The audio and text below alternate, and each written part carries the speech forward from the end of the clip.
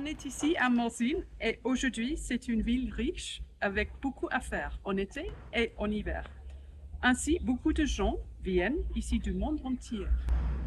Mais comment c'était au 19e siècle?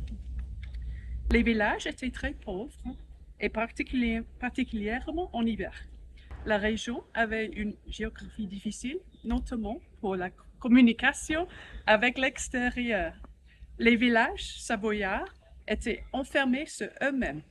Ils n'avaient pas de route pour y aller. L'église était très importante et influençait Morzine. Morzine était donc un village isolé. Par ailleurs, les gens souffraient d'une misère matérielle et la société était limitée aux murs montagnes autour de la Moselle. De l'influence de l'Église était très forte. Le 17 mai 1857, Perron Tavernier avait 10 ans. Elle sortait de l'église après la messe. Devant l'église, elle avait assisté au sauvetage d'une fille qui était tombée dans la transe. Perron était très choqué, mais après, il est retourné à l'école. Mais plus tard, elle avait une crise.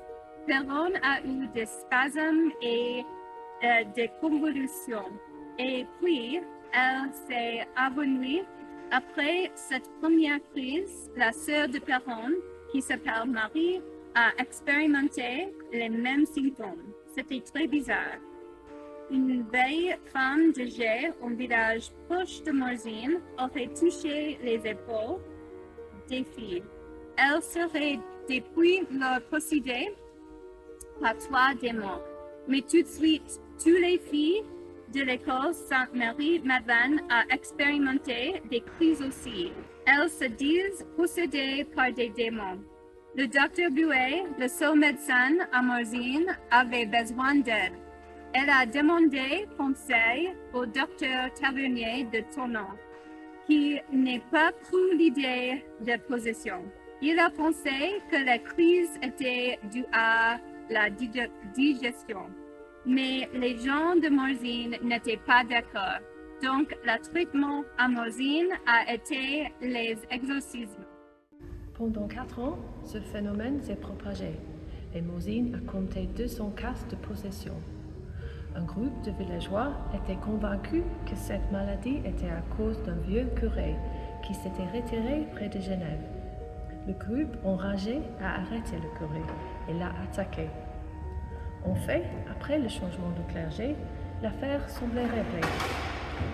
Mais seulement 1 an plus tard, il y avait une nouvelle vague d'hystérie. L'évêque d'Annecy a donné une messe à Morzine, puis une centaine de jeunes filles sont tombées en crise à cause du spectacle. En tout, l'affaire a duré 13 ans et il a impliqué 200 femmes de 8 à 60 ans. Mais cette affaire a eu un impact sur toute la vie. La dernière crise s'est produite en 1873.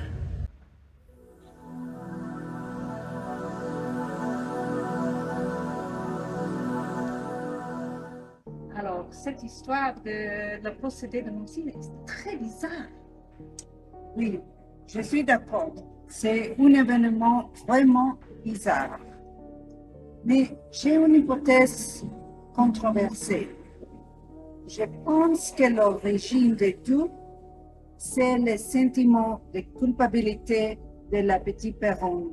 Oui, je crois que Perron a poussé la copine et puis elle a eu peur d'être punie.